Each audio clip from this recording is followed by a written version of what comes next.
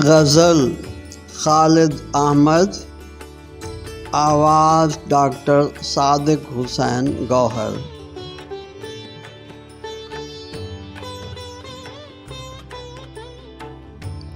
उभरी न कोई शक्ल न पैकर नजर आया, तस्वीर में रंगों का समुंदर नजर आया।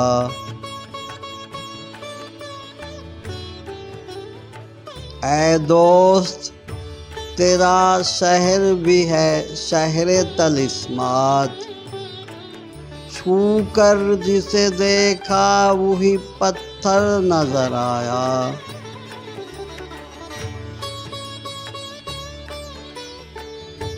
हर शख्स हक़ाइक़ की कड़ी धूप के डर से, ताने हुए औहाम की चादर नजर आया।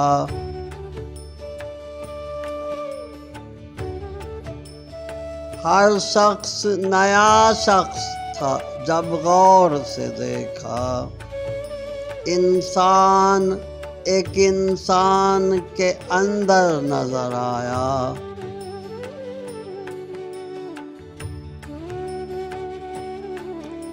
मैं ख्वाब में कल रात जिसे चूम रहा था, जागा तो उसी हाथ में पत्थर नजर आया।